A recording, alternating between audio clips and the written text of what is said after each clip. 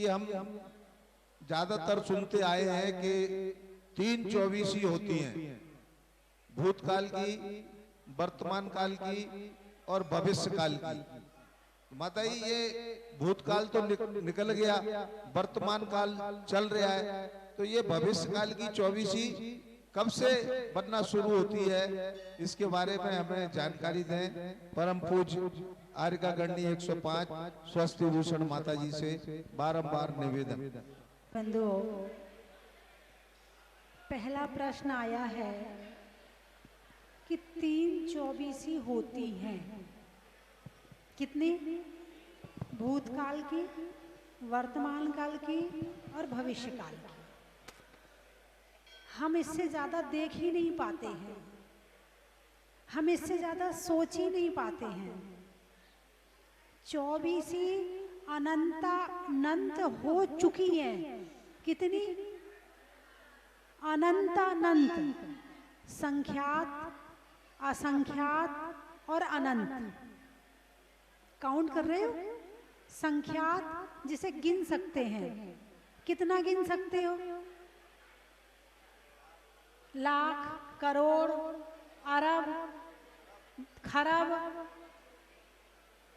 नील, 10 नील, शंख, 10 शंख, पद्म, 10 पद्म।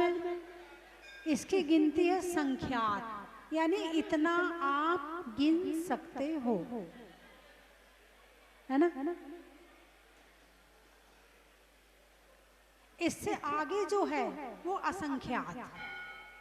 असंख्यात क्या है, ये भगवान महावीर ने जैन धर्म के जैन शास्त्रों में अलौकिक गणित के नाम से बताया है।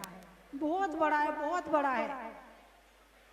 और अनंत, जिसका कोई अंत, संख्यात गिन सकते हो, असंख्यात का अंत है मगर अनंत का कोई अंत नहीं है। और अनंतानंत 24 हो चुकी हैं, ठीक है? हाँ, लेकिन हम जो है ना, अपना एक इस पड़ोसी को जानते हैं और अपने इस पड़ोसी को जानते हैं, इससे ज्यादा से मतलब नहीं रखते हैं। इसलिए हम कहते हैं कि 3 24 भूत की, वर्तमान की और भविष्य की। ठीक है? ठीक है, कोई बात नहीं। इतना भी जानते हो मतलब बहुत जानते हो, इतना भी जानते हो मतलब बहुत जानते हो। तो जो भूत की 24 है वो आप जानते हो, आगे 24 कब होगी, भविष्य की।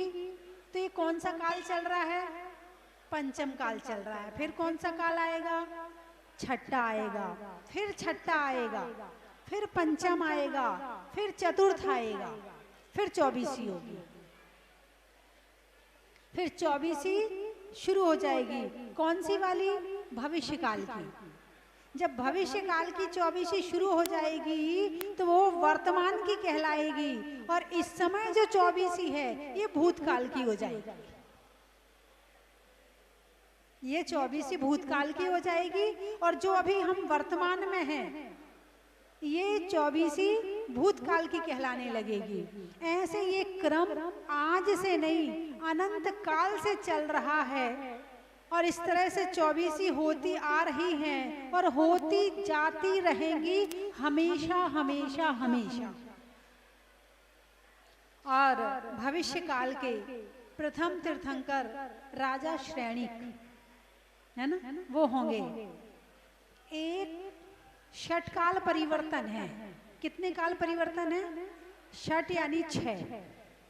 प्रथम, द्वितीय, तृतीय, चतुर्थ, पंचम और छठा, फिर छठा, पंचम, चतुर्थ, तृतीय, द्वितीय, प्रथम, फिर प्रथम, ऐसे ये घूमता जाता है। तो जो प्रथम वाले में 3 काल होते हैं उसमें भोग भूमि होती है। भोग भूमि का मतलब जानते हो?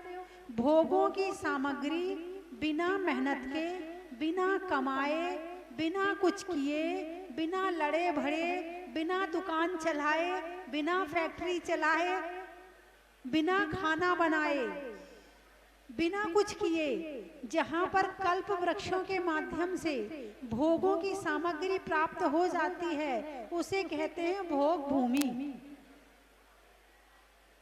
और 3 काल के बाद आ जाती है 3 काल कर्म भूमि, चतुर्थ काल, पंचम काल, छठा काल, ये कर्म भूमि है। यानी बिना मेहनत के यहाँ कुछ मिलने वाला नहीं है। और जो बिना मेहनत के खाएगा उसकी रोटी, थाली में जो रोटी आती ना वो 4 उलाहने के साथ आती है, 4 ताने के साथ आती है, 4 बातों के साथ आती है। सहजता में रोटी नहीं मिलती, 4 गालियां मिलती हैं तब रोटी मिलेगी। और कुछ तो ऐसे होंगे घर से ही निकाल देंगे, तू कमाता नहीं है तो तेरी हमें जरूरत भी नहीं है, निकल जा घर से, कमा और खा, है ना। तो एक कर्म भूमि है। तो 24 होती है चतुर्थ काल में, कर्म भूमि में। सुखमा सुखमा काल, पहले काल का क्या नाम है? सुखमा सुखमा, यानी सुख पे सुख है, सुख तो है ही और सुख। दूसरा है सुखमा, तीसरा है सुखमा दुखमा, यानी जो काल का अधिक भाग है उसमें सुख रहेगा, लेकिन जो अंतिम भाग है उसमें हल्का फुल्का पता भी ना चले ऐसा दुख रहेगा। चौथा काल है दुखमा सुखमा, दुख पहले है सुख बाद में है। महसूस कराएगा तू दुखी है, तेरे पास कष्ट है, तेरे पास पीड़ा है, तू दुखी है, महसूस कराएगा। और पंचम काल है दुखमा,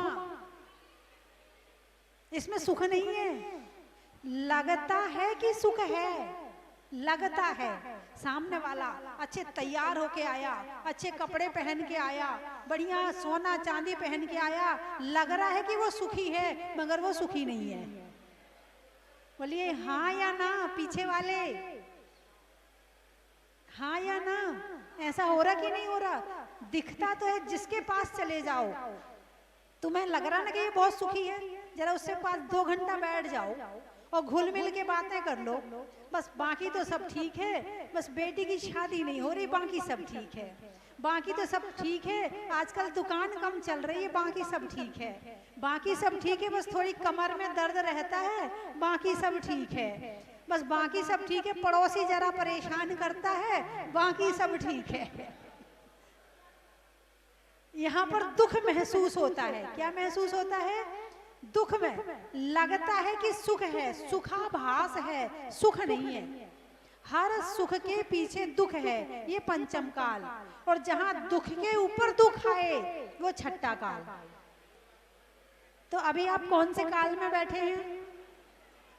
पंचम काल का जो काल है वो कितना समय है? वो है 21,000 वर्ष। कितना है?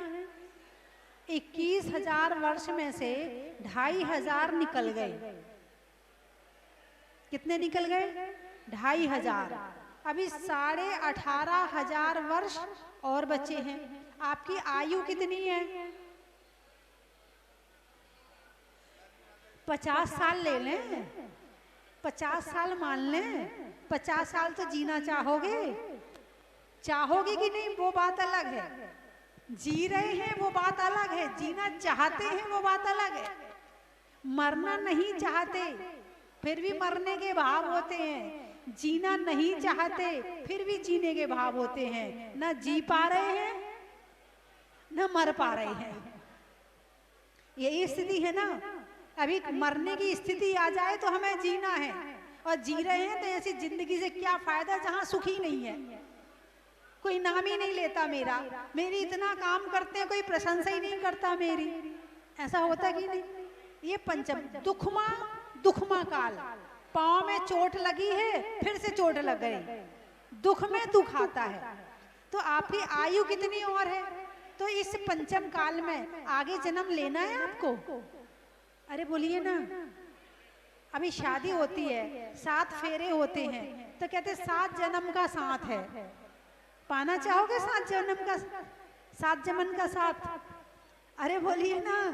जरा हाथ उठाकर तो बता दो कितने लोग 7 जन्म साथ रहना चाहेंगे। चलो एक दो हाथ तो उठ गए, अभी नहीं, अभी तो जिंदगी बहुत छोटी है, अभी तो बहुत आगे जाना है, फिर बताना। अभी तो हाथ पांव में दम है, अभी तो सब अनुकूल मिल रहा है। यानी कि कोई भी इस पंचम काल में दोबारा जन्म नहीं लेना चाहेगा। जब लक्ष्मण जाने लगे राम के साथ में, तो जो नाम भूल गई मैं, वनमाला से शादी हुई थी, तो कुछ दिनों तक उनके यहाँ रहे, फिर वो जाने लगे। तो वनमाला ने कहा मुझे भी लेकर चलो। बोले नहीं, मैं बाद में आऊंगा और तुम्हें ले जाऊंगा। तो बोले तुम कसम दो, कसम खाओ। तो उसने कई कसमें खाई, लेकिन वनमाला ने नहीं माना। फिर बोला यदि मैं तुम्हें लेने ना आऊं तो पंचम काल का मनुष्य बनूं। इतनी निकृष्टता है, लेकिन फिर भी अभी बहुत पुण्य है कि अभी हम इस सिद्ध क्षेत्र में बैठे हैं, प्रभु के दर्शन कर रहे हैं, भगवान की पूजा कर रहे हैं, तीर्थ वंदना कर रहे हैं, प्रवचन सुन रहे हैं, अपनी शंकाओं का समाधान कर रहे हैं। अभी बहुत पुण्य है, लेकिन आने वाले समय में ये घटता चला जाएगा। तो आने वाले समय में हम चाहेंगे कि हमें इस पंचम काल में यहाँ पर जन्म नहीं लेना है। तो फिर क्या करें? तो या तो विदेश क्षेत्र चले जाओ और या फिर स्वर्ग चले जाओ। तीसरी जगह नहीं है जहाँ हमारा सही रूप से ठिकाना हो। तो इसके लिए क्या करना है? खूब धर्म करना है, खूब धर्म करना है कि पंचम काल में यहाँ दोबारा पैदा, अरे बोलिए ना हो, है ना। तो 24 ये 21,000 वर्ष, अगला 21,000 वर्ष छठा काल, फिर छठे काल एक और तो उसका 21,000 वर्ष, फिर पंचम काल एक और तो उसका 21,000 वर्ष। कितने हुए? 84,000 वर्ष। 84,000 वर्ष के बाद में भविष्य के प्रथम तीर्थंकर का जन्म होगा। और हम भी चाहेंगे कि उन तीर्थंकर के काल में फिर हम यहाँ वहाँ होकर के फिर हम जन्म लें और हम के साथ हम भी मोक्ष चले जाएं। माता जी क्या है? 7 जन्म तो बड़ी बात है, 7 साल भी दूर की बात है, वो 7 दिन टिक जाए वही बहुत बड़ी बात है। आज 7 दिन चल पा रहे हैं। हाँ, 7 दिन बाद ही तलाक का नंबर आया। हाँ, चलिए अगला। श्री संतोष जैन, डॉक्टर कुमारी महक जैन, कुमारी आशी जैन जो विदिशा गंज बासोदा की रहने वाली हैं, उन्होंने की है। मैं उनको उस कमेटी की ओर से साधुवाद ज्ञापित करता हूँ। और सम्मान बाद में करवा देंगे, ठीक है? सम्मान। और बहुत अच्छी बात बताऊं, काल में नहीं आने का यही रास्ता है कि जिन बिंब में विराजमान करो, ताकि एक दिन हम भी उस जिन बिंब की तरह भगवान बन जाएं। क्योंकि एक बार जिन बिंब में विराजमान करें तो कभी ना कभी उस जिन बिंब में विराजमान करने का पुण्य तो इतना होगा कि हमें भी सही रास्ते पर चला के और हमें भी भगवान बना देगा, और वो भी सिद्ध क्षेत्र सोनागिर में। तो बहुत अच्छी बात है। माता जी अभी कमेटी ने बहुत अच्छा रास्ता निकाला है। हर कोई चाहता है मैं भगवान विराजमान करूं, लेकिन सबकी सामर्थ्य नहीं होती है कि सब भगवान विराजमान कर पाए। यहाँ एक बहुत अच्छी तरकीब निकाली है कि 100 रुपया दिन निकालो। कितने? आज के समय में 100 रुपए की कोई ज्यादा कीमत नहीं है। पीछे के पंखे बंद करवा दो, पीछे के पंखे बंद करवा दो। आइसक्रीम खाना कितने? 100 रुपए चाहिए। तो 100 रुपए दिन निकालेंगे तो 3 वर्ष में 1,11,000 रुपए हो जाएंगे। प्रतिमा भी विराजमान हो जाएगी और पता भी नहीं चलेगा। बोलिए हाँ या ना? अच्छा लगा ना कि भगवान विराजमान करने का सौभाग्य भी मिल गया, और थोड़े थोड़े करके यहाँ गुल्लक आने वाली हैं तो गुल्लक भी दी जाएंगी। और आप अपने घर में जब तक नहीं आ रही हैं तो आप अपने घर में बना लें और 100 रुपया दिन निकालें, ताकि आप भगवान विराजमान कर सको। अच्छी लगी कि नहीं लगी मेरी बात? अरे बोलिए ना, कौन कौन करेगा? 100 रुपए दिन कौन कौन निकालेगा 3 वर्ष तक? हाथ उठाकर बताओ। 1 2, बहुत बढ़िया। कोशिश करना कि सभी निकालो, ठीक है। एक प्रतिमा जी विराजमान करने का सौभाग्य प्राप्त किया है। श्री जैन, श्री गौरव जैन, श्रीमती प्रियांक जैन, कुमारी आतिमा जैन, ये गंज बासोदा विदिशा से। गंज बासोदा वाले बहुत प्रतिमा विराजमान करते, पिछले बार भी की थी, पिछले शनिवार इतवार में भी। बहुत गृहस्थ जीवन में होते हुए भी हम स्त्री पर्याय का छेदन कैसे कर सकते हैं? ये कहा जाए कि सृष्टि की रचना भगवान ने करी। किसने करी? भगवान ने। तो भगवान को किसने बनाया? बोले भगवान अपने आप बने हैं। तो जब सृष्टि नहीं थी तो भगवान कहाँ रहते थे? तो भगवान कहाँ रहते थे? मतलब यदि हम ये कहते हैं कि भगवान ने बनवाया तो उसके साथ में अनेक प्रश्न खड़े हो जाते हैं। भगवान महावीर को, 24 तीर्थंकर को, अनंत अनंत सिद्ध भगवान को केवल ज्ञान होता है। कौन सा ज्ञान? केवल ज्ञान। उस केवल ज्ञान में तीनों लोकों की और तीनों कालों की बात को स्पष्ट, क्लियर, दर्पणवत जानते हैं। तो उस केवल ज्ञान में जो आया है वो यही है कि इस सृष्टि की रचना किसी ने नहीं की है, ये हमेशा से थी, है और रहेगी। पहली बात। दूसरी बात, ये कहते हैं प्रलय में धरती नष्ट हो जाएगी, तो धरती का जो 1 योजन हिस्सा है, 1 योजन, आप 1 किलोमीटर या जितना भी मानना, 4 किलोमीटर मान लो, तो उतना हिस्सा नष्ट हो जाएगा, लेकिन पूरी धरती खत्म नहीं होगी, तीनों लोग खत्म नहीं होंगे। आप जिस धरती को देख रहे हो, ये दुनिया केवल इतना ही नहीं है। 3 लोक, ऊर्ध्वलोक, मध्यलोक और अधोलोक। ऊर्ध्वलोक में स्वर्ग है, मध्यलोक में पशु और त्रियंच, मनुष्य और देवता आदि भी रहते हैं, और नीचे नरक में नारकी रहते हैं। तो ये बहुत बहुत बड़ा है। आप जैन धर्म का अच्छे से अध्ययन करें। अध्ययन करने के बाद मुझे कहने की जरूरत नहीं पड़ेगी, आप कहोगे कि जो भगवान महावीर ने बताया है वो बिल्कुल सही है। चलिए अगला प्रश्न। बुरा नहीं है, संसार में रहना बुरा नहीं है, लेकिन संसार में रहकर पूरे समय संसार में लीन रहना बुरा है।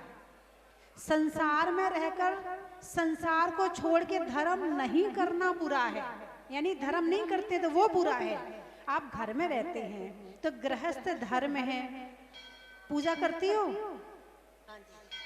अच्छा, देव पूजा, गुरु उपासना, स्वाध्याय, संयम, तप, जितना बन जाता करते हैं, ये नहीं जितना बन जाता है। अभी बेटे की शादी करना हो तो कितनी मेहनत करोगी? जितनी बन जाए उतनी या पूरी? अरे बोलिए ना, बोलिए ना, पूरी करोगे? अच्छा, भोजन बनाना है और हल्का फुल्का बुखार भी आ रहा है तो बनाओगे नहीं बनाओगे? बना लोगे? भाई बुखार आ रहा है, नहीं नहीं नहीं नहीं भाई, हमें घर में कोई करने वाला नहीं, हम ही को तो करना पड़ेगा। लेकिन जहां धर्म का मामला आता है तो जितना बन जाएगा, जितना हो जाएगा तो कर लेंगे हैं। अब दुकान में अकेले रहते हो तो तीर्थ यात्रा नहीं जाओगे? क्यों? दुकान में अकेले है ना, है ना? हाँ, दुकान जाओगे, दुकान नहीं छूटेगी, धर्म छूट जाएगा। धर्म के मामले में जितना बन जाता है उतना कर लेते हैं। ऐसे लोग गुनगुने पानी की तरह होते हैं, ना तो पूरा कर पाते हैं और ना पूरा छोड़ पाते हैं, बेचारे बीच में ही लटके रहते हैं। एक जुनून होना चाहिए धर्म करने का, ध्यान करने का, भक्ति करने का, एक जुनून होना चाहिए। जब तक जुनून ना होना तब तक काम नहीं होता है। समझ गई? ये एक पर्ची से वंदनामी माता जी मेरा प्रश्न ऐसा था कि अक्सर श्रावक लोग बोलते हैं कि वो मेरे गुरु हैं, उनको मैं अपना गुरु मानता हूँ। तो जैन समाज में किसी को गुरु मानने या किसी को गुरु अपन बोलते हैं तो उसकी कोई प्रक्रिया होती है क्या, या हमको किसी गुरु बनाना हो तो हम कैसे माने कि हमारे गुरु? आपको मोक्ष मार्ग में आगे बढ़ना है, धर्म करना है, तो जैसे आपका एक फैमिली डॉक्टर होता है ना, वो आपकी नबज जानता है।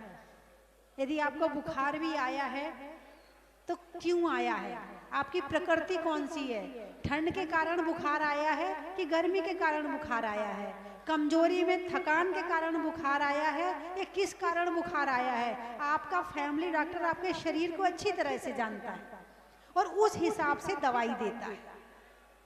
और किसी भी डॉक्टर के पास जाओगे तो पहले तो वो तुम्हें टेस्ट करेगा, सारे एक्सपेरिमेंट करेगा कि बुखार आया क्यों है। भाई पहले ठंड की दवाई खा ले, फिर गर्मी की खा ले, फिर कमजोरी की खा ले, वो जो सूट हो जाए तो ठीक है, नहीं हो जाए तो तू जाने, तेरा काम जाने।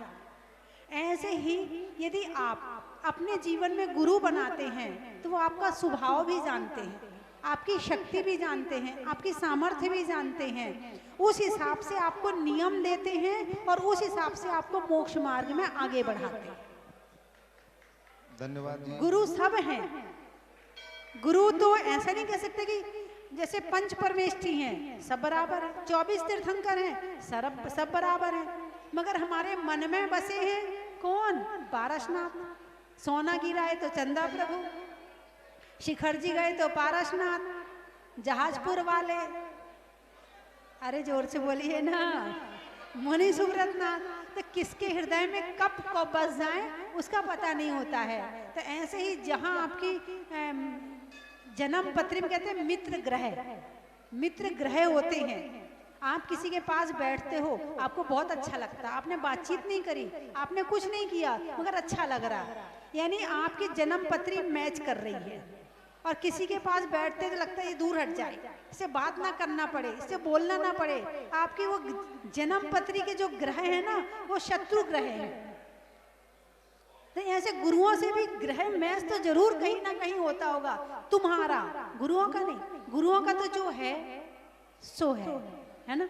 तो जो आपके स्वभाव से मैच कर जाए, किसी को मीठा पसंद है, किसी को कड़वा पसंद है, किसी को कड़वी बात ज्यादा अच्छी लगती है, किसी को लगता है कि नहीं बात तो कहना चाहिए मगर कड़वी नहीं होनी चाहिए, मीठी होनी चाहिए। तो वो हर तरह के गुरु हैं, कुछ कड़वा बोलते हैं, कुछ मीठा बोलते हैं, कुछ अपने अपने हिसाब से समझाते हैं बात को, है ना। तो आपका जहाँ जैसा हो, जहाँ मन हो आपका, तो वहाँ आप इस तरह से करके अपने जीवन को में मोक्ष मार्ग में आगे बढ़ सकते हैं। ये है कि जिस तरीके से जैसे मंदिरों में महाराज जी की मूर्ति बनी रहती है, माता जी की क्यों नहीं बनी होती हैं? महाराज व्यवस्था के बच्चे धर्म से भटक रहे हैं, उन्हें पुनः धर्म से कैसे जोड़ा जाए, और प्रयास करते हैं, तर्क देते हैं। कई बार ऐसा रहता है कि बहुत कभी मंदिर भी भेजने, अभिषेक पूजन के लिए भी बहुत प्रयास करना पड़ते हैं, और कभी ऐसा लगता है कि शायद कुछ बच्चा बोल भी जाता है कि हमको भी पाप का बंध हो रहा है, हमारे कारण कोई यदि कुछ ऐसा बोल रहा है तो उसे पाप का बंध हो रहा है। तो माता जी ऐसे कैसे उन लोगों को फिर से जोड़े, क्या प्रयास करें इसके लिए कि बच्चा पुनः जुड़ जाए? फूस तो अपने आप उग जाती है, घास फूस उगानी नहीं पड़ती है। बारिश आई, मिट्टी में पानी पड़ा और घास उग गई। लेकिन यदि बगीचा लगाना हो तो, गुलाब का फूल खिलाना हो तो, अरे बोलिए ना, हैं मेहनत करनी पड़ती। पहले भूमि को अच्छा करो, फिर कलम लगाओ या बीज डालो, जो भी आपको फूल लगाना है, जो भी आपको पेड़ लगाने हैं, फिर बाड़ लगाओ कि वो कोई जानवर आके खा ना जाए, उसकी रक्षा करो, है ना। तो इतनी सारी मेहनत करनी पड़ती।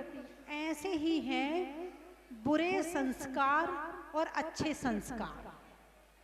बुरे संस्कार अनंत काल के हैं, अनादि काल के हैं, उनको करना नहीं पड़ता है, जरा सा निमित्त मिला और बह जाते हैं।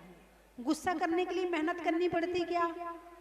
अरे बोलिए ना, कौन कौन है जो गुस्सा करने के लिए मेहनत करता है? मुझे गुस्सा आ जाए, मुझे आते ही नहीं, मुझे गुस्सा आ जाए, आते ही नहीं मुझे गुस्सा। किसी ने आज तक मेहनत करी क्या? नहीं करी। अच्छा, क्षमा करने के लिए, क्षमा करने के बाद भी क्षमा नहीं होती है, फिर भी दिमाग में वो कील लगी रहती कि इसने मुझे ऐसा कहा था। क्षमा करने के बाद भी तो क्रोध करने के संस्कार अनंत काल के हैं और क्षमा करने के संस्कार अभी डालने पड़ रहे हैं। तो जो पुरानी लाइन है उसको मिटाना और नई लाइन को डालना थोड़ा सा काम तो कठिन है लेकिन संभव है। तो बच्चों में संस्कार, सबसे पहले बचपन से उनके अंदर वैसे संस्कार डालें और उन्हें हर चीज का लॉजिक बताएं, उन्हें गुरुओं से जोड़ें। और आप लोग क्या करते हो, आप अपने बच्चे को गुरु के पास ले गए और शिकायत शुरू कर देते, माता जी ये मेरी बात नहीं मानता, माता जी ये अभिषेक नहीं करता, माता जी ये रात्रि भोजन करता है। वो कहता है दोबारा तुम ले जाने को कहो, मैं नहीं जा रहा, नहीं जाना मुझे। तुम्हारी लिस्ट तैयार रहती है। अब वो महाराज माता जी से जुड़ तो पाया नहीं, उसके पहले तुमने उसे अलग कर दिया। तो शिकायत मत करो, आपका काम है कि गुरुओं से जोड़ना और बाद में गुरुओं का काम है कि कैसे उसे लाइन पे लगाना है, वो अपने आप लगा लेंगे। आपसे बच्चा बात नहीं मान रहा है, कोई बात नहीं है, आप कुछ ऐसा काम करें कि बच्चा गुरु से जुड़े और जुड़ने के बाद में फिर कहना नहीं पड़ता है। जब प्रेम होता है, समर्पण होता है, श्रद्धा होती है तो सारे काम अपने आप हो जाते हैं, करने नहीं पड़ते हैं। अभी आप पीछे भी पड़े हो तो भी नहीं हो रहा है। तो आपका क्या काम है? गुरुओं से जोड़ना, देव शास्त्र गुरु। तो गुरु जो हैं जिनवाणी से भी जोड़ देंगे और भगवान से भी जोड़ देंगे। तुमने यदि अपने बच्चे को गुरु से जोड़ दिया तो वो तुम्हारे बच्चे को जिनवाणी से भी जोड़ेंगे और भगवान से भी जोड़ेंगे, और जो बच्चा तुमसे दूर भाग रहा है वो तुमसे भी जोड़ देंगे। तो इसलिए अपने बच्चों को गुरुओं के पास जरूर ले जाएं। जब भी जाएं प्रयास ऐसा करें कि उनके पास जरूर ले जाएं। और यदि कभी वक्त मिल जाए, चर्चा हो तो और अच्छी बात है ना।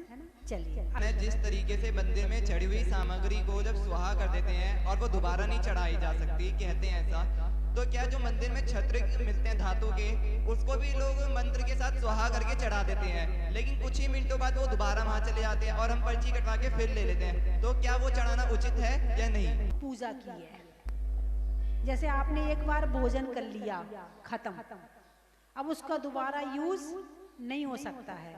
कपड़े दोबारा पहनते हो, तो जो छत्र है वो अष्ट प्रातिहार्य है, इसको स्वाहा करके नहीं चढ़ाया जाता है। इसको जब मंत्र बोलते हैं तो स्वाहा नहीं बोलते इसमें, यदि बोलते हो आप तो गलत है। इसको केवल भाव से, भक्ति भाव से, छत्रत्रयम तव विभाति शशांक कांतन, यानी आप चढ़ा रहे हो कि हे भगवान आपके सिर पर 3 छत्र लगे हुए हैं, हे भगवान ये छत्र की छाया आपके सिर पर है और आपकी छाया हमारे ऊपर हो, हमारे सिर पर हो। इस भावना के साथ छत्र चढ़ाया जाता है। और सामग्री अक्षय पद प्राप्त अक्षताम निर्पामती स्वाहा। आ गया समझ में, है ना।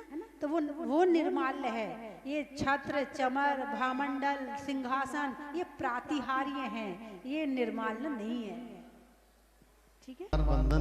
वंदामी माता जी मेरी जिज्ञासा है कि पंचम काल में मोक्ष की प्राप्ति नहीं है, जैसा मैंने सुना है कि पंचम काल में मोक्ष की प्राप्ति नहीं है। हम क्या बिना दिगंबर मुद्रा धारण किए इतना पुण्य अर्जित कर सकते हैं कि फिर से चौथे काल में जन्म लें और मोक्ष की प्राप्ति के लिए आगे बढ़े? बोलते मोक्ष बोलते, मोक्ष मोक्ष, इसमें आपकी गलती नहीं है। जी, जी। ये ग्वालियर, आगरा, सिरसागंज, भिंड, ये पूरा एरिया ही इस शब्द का उच्चारण ऐसे करता है। मोक्ष नहीं, मोक्ष। मोक्ष का मोक्ष। और छा, ये दो शब्द मिलकर के छा शब्द बना है, लेकिन इस एरिया वाले केवल छा छतरी वाला उच्चारण करते, मोक्ष।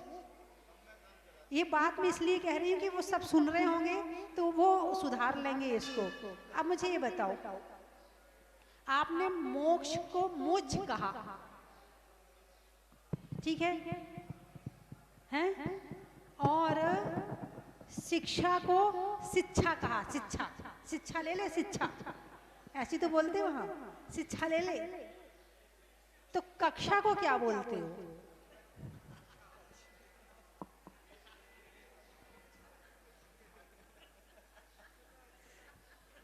एक और बड़ी अच्छी बात बताऊं, मेरे इसी एरिया में एक जगह चतुर्मास चल रहा था और मैं आहार करके लौट रही थी। बहुत सारे युवा बच्चे पीछे पीछे चल रहे थे। इसी एरिया में रा खा जाते हैं, रा हैं, धद्दे कद्दे खाते ना, रा कर, धरदे को धरदे नहीं बोलते, धद्दे कद्दे। अब वो मेरे पीछे पीछे चल रहे हैं। आज तो इमत्ती बनी थी, इमत्ती चौके में। अब मैंने ऐसी भाषा सुनी नहीं थी। अब मैंने मन में सोचूं ये इमत्ती कौन सी नई डिश होती है। अब हम कमरे में आए तो मैंने उनसे पूछा, भाई ये इमत्ती क्या होती है? बोले इमरती। अच्छा भाई, ये इमरती होती है। तो मैंने कहा आप इमरती को इमत्ती बोलते हो, धरती को धत्ती बोलते हो, हैं, करदे को कद्दे बोलते हो। तो मैंने कहा आप कुर्ता को क्या बोलते हो? कुर्ता। अब रा खाओ, क्या बचा? आपकी गलती नहीं, ये कुछ पता नहीं कैसे ये कहीं कहीं हाँ हो जाता भाई। अब जैसे यूपी है, बड़ौद साइड है, वहां डबल शब्द बोलते, भब्बी, भाभी नहीं बोलेंगे, भब्बी, चब्बी, वहां ऐसे बोलते हैं। कुछ एरिया में अपने आप ही ये कुछ पानी के कारण मुंह से ऐसी बात निकलती, क्या होता मुझे नहीं पता है। तो प्रश्न है आपका कि पंच मोक्ष नहीं है, मगर ऐसा काम कर सकते हैं क्या कि चतुर्थ काल में जन्म ले लें। तो 10 मिनट तसल्ली रखो। अब मुझे ही खिसका दो। तो सम्यक दर्शन प्राप्त होने पर, क्या सम्यक दर्शन प्राप्त होने पर यदि सम्यक दर्शन के साथ उसकी मृत्यु होती है तो वो देव गति में ही जन्म लेता है, समाधि करेगा और देव गति में ही जन्म लेगा। अभी आप घर में हैं, आपने बहुत ज्यादा नियम भी नहीं लिए, लेकिन जो सामान्य श्रावक के नियम हैं उन नियमों का आप पालन करते हैं। रात्रि भोजन नहीं करना, छान के पानी पीना, सप्त व्यसन का त्याग, अष्टमूल गुण का पालन, है ना, और सम्यक दर्शन के 8 अंगों का पालन है, देव पूजा आदि भी कर लेते हैं, अभिषेक भी कर लेते। इतना यदि आप पूरे जुनून के साथ, पूरी भक्ति के साथ स्वाध्याय करते हैं और आत्मा के साथ धर्म करते हैं, यदि वो स्त्री है तो स्त्री लिंग का छेदन हो जाएगा इतने में, और पुरुष है तो वो देव गति में देव ही बनेगा। स्त्री होगी तो वो स्वर्ग में जाकर देव ही बनेगी। किसके कारण? सम्यक दर्शन के कारण। और अब आपको मोक्ष जाना है, कहाँ जाना है? मोक्ष, मोक्ष जाना है। तो अब चाहे आप यहाँ चतुर्थ काल में जन्म लो, विदेश क्षेत्र में जन्म लो, धातकी खंड में जन्म लो, पुष्करार्ध द्वीप के कहाँ जन्म ले रहे, कहीं से भी मोक्ष चले जाना, फिर कोई दिक्कत नहीं। बस एक बार सम्यक दर्शन प्राप्त कर लो। ठीक है, चलिए अगला प्रश्न। सृष्टि जैन। हम लोग ऑफिस जाते हैं या जैन बच्चे स्कूल जाते हैं तो उनको वेज और नॉन वेज डिबेट का बहुत ज़्यादा सामना करना पड़ता है। तो ऐसे जो लोग मांसाहार का भक्षण करते हैं उन लोगों को सही मार्गदर्शन कैसे कराया जाए? देखो, कहते हैं कि ज्ञान नहीं है इसलिए खा रहे हैं। क्या? ज्ञान नहीं है इसलिए खा रहे हैं। और दूसरे ऐसे होते हैं कि जानते हैं, समझते हैं, लेकिन फिर भी खा रहे हैं, तो दोनों में से जो पहले वाले हैं ज्ञान नहीं है इसलिए खा रहे हैं, उन्हें जब ज्ञान होगा तो वो छोड़ देंगे, है ना। और सबसे अच्छी बात है कि भाई सब जीव हैं, सबके अंदर आत्मा है। एक व्यक्ति था इंस्पेक्टर, तो उसने जो है किसी ट्रक पर खून लगा देखा, उसने ड्राइवर को उतारा, ट्रक रोका, उसको उतारा, बोले ये क्या करके आया, कहाँ करके आया। ड्राइवर ने उसे घूंस दी, उसे छोड़ दिया और वो चला गया, ट्रक वाला चला गया। अब इसके बाद में वो इंस्पेक्टर घर पहुंचा, वहां से पैसे लेकर, लाख रुपया मिला था, मजा आ गया आज तो। जाके 1 लाख रुपया पत्नी को दिया, बोले पैसे वैसे बाद में देना, पहले ये देखो कि बेटा अभी तक स्कूल से वापस क्यों नहीं आया है। वो भी घबरा गया, गया स्कूल के रोड में गया, एक बच्चा एक्सीडेंट होके सड़क पर पड़ा हुआ है। लोगों से पूछा ये कैसे हुआ, बोले एक ट्रक वाला मार गया। कौन मार गया? ट्रक वाला मार गया। अब उस व्यक्ति का वो बेटा था जो सड़क पे पड़ा है, वो बेटा है, अब उसे कैसा लगेगा? अरे बोलिए ना, कैसा लगेगा? अब रोएगा, बिलखेगा, चिल्लाएगा, परेशान होगा। क्यों? मेरा बेटा है। किसका बेटा है? मेरा बेटा मर गया तो दुख है, और दूसरे का मर गया तो घूस लेके छोड़ दो। यही है ना। भगवान महावीर कहते प्रेम भाव हो सब जीवों पर।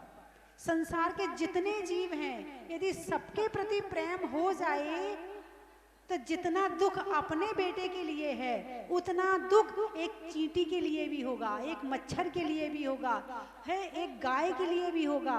और ऐसा व्यक्ति जो सबसे प्रेम करता है, वो कभी मांसाहार करने वाला नहीं है। तो प्रेम की भावना उत्पन्न करो हर व्यक्ति के मन में, हर जीव के प्रति, तो निश्चित है कि फिर वो मांसाहार कर ही नहीं सकता। चलिए अगला प्रश्न। जैन धर्म में ये बताया गया है कि मनुष्य वो स्त्री योनि से मोक्ष की प्राप्ति नहीं हो सकती है, तो स्त्री को मनुष्य योनि में आना पड़ेगा, कितनी जन्म लेने पड़ेगी, कितनी तपस्या करनी पड़ेगी, फिर मनुष्य योनि से मोक्ष आने के लिए क्या करना पड़ेगा, कितने जन्म लेने पड़ेंगे, कौन से काल में होगा, ये जानना चाहता हूँ। कारण है भगवान की माता, तीर्थंकर की माता स्त्री है ना, सम्यक दृष्टि है ना, भगवान को जन्म दिया है, तीसरे भाव से मोक्ष चली जाएगी। इस भाव में स्त्री है, सम्यक दर्शन प्राप्त किया तो देव बन जाएगी, और देव बन के फिर अगली पर्याय में आएगी, बस मोक्ष चली जाएगी। तो मोक्ष जाने के लिए आप केवल पालन करना शुरू कर दो, ज्यादा नहीं। देव पूजा, गुरु उपासना, स्वाध्याय, संयम, तप और दान, ये 6 काम शुरू कर दो, आपका मोक्ष का रास्ता खुला हुआ है। चलिए मैं अभी पूजा कर रहा था, एक श्राविक ने क्वेश्चन किया कि हम अपने बच्चों को धर्म मार्ग पर कैसे बढ़ाएं। तो मेरी इसी पे पूजा करने के बाद मैं अपनी एक बात रखना चाहता हूँ। माता जी, हम मुजफ्फरनगर रहते हैं, हमें जनवरी से, क्योंकि बच्चे धर्म से अलग हो रहे हैं, युवा बच्चे, तो हमने इसके लिए एक प्रयास किया है। माता जी, हमने क्या करा है कि बच्चों की पाठशालाओं का आयोजन किया है। सबसे पहले हमने मेरठ में आयोजन किया था, उसका नाम रखा था श्री निर्गंत जैन पाठशाला। जिस टाइम स्टार्ट किया उस टाइम 20 बच्चे आते, अब 50-55 बच्चे रहे हैं। इसी प्रकार से हमने इन 5-6 महीनों के प्रयास में लगभग 35 पाठशालाएं खोल चुके हैं। तो जो हमारी दिल्ली में भी खुल चुकी हैं, अभी 9-10 पाठशालाएं और खुलेंगी, बड़ौद खुल चुकी हैं 4 पाठशालाएं, सहारनपुर, मेरठ, मुजफ्फरनगर, शामली जो ये बेल्ट है, इस पे हमने ये प्रयास किया और इस 35 पाठशाला को हमने 5-6 महीने के अंदर खोल दिया, जिसमें 2-2.5 हजार बच्चे पढ़ते हैं। उनको तत्वार्थ सूत्र की और हर चीज की जानकारी है। तो माता जी, मैं यही कहना चाहूंगा कि उस टाइम एक नमोकामत के चैनल के आए हुए थे, उन्होंने कहा आप बहुत अच्छा प्रयास कर रहे हो, तो उसमें माता जी को और हमारे महाराज जी को भी इस पर संबोधन देना चाहिए कि ये पाठशाला जन जन जगह खुले ताकि बच्चे आगे बढ़े।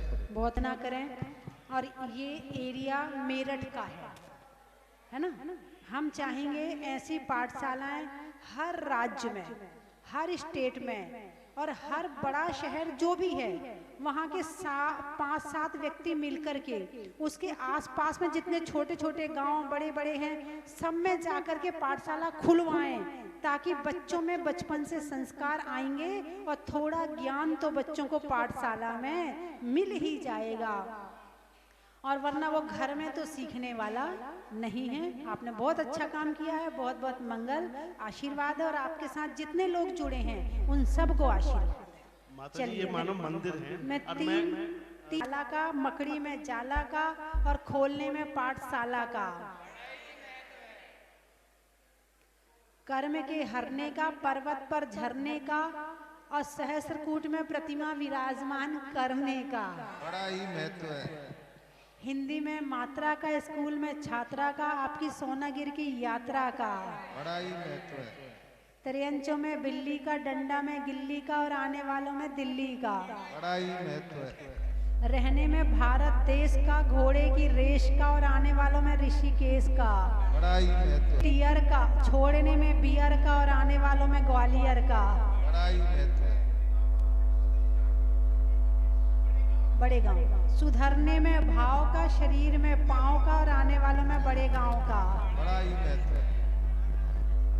खंडवा, गर्मी में हवा का, सूज वृक्षों में बड़ का, बड़ की जड़ का, और आने वालों में टीकमगढ़ का। बड़ा ही महत्व। शरीर में दम का, होने में नम का, और आने वालों में ग्रुप में आप और हम का। बड़ा ही महत्व। व्यापारी में सौदा का, घर में दादा का, आने वालों में गंज बासौदा का। बड़ा ही महत्व।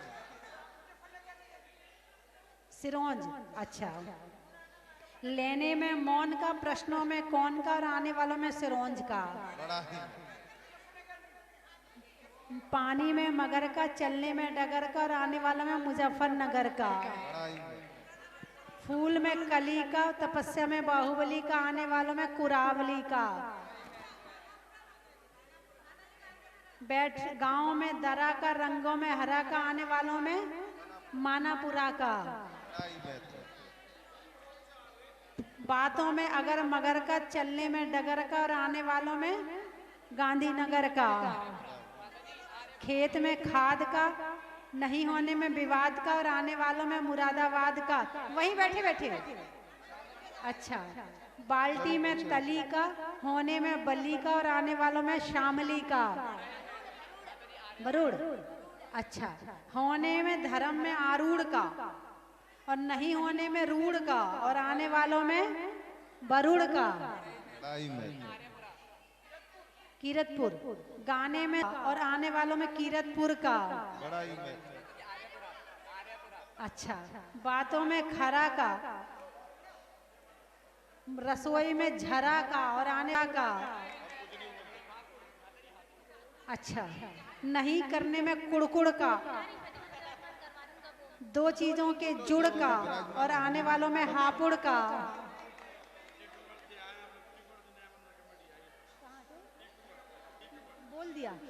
बोल दिया टीकमगढ़ का बोल दिया। सभी लोग लिखने में खत, बोलिए 24 भगवान की। एक प्रतिमा विराजमान करने की स्वीकृति हमें प्रदान की है। हम समिति की ओर से उनका सम्मान करना चाहते हैं। उनसे अनुरोध है कृपया वो यहाँ पर उपस्थित हो। ब्रह्मचारी बहन डॉक्टर आराधना जी।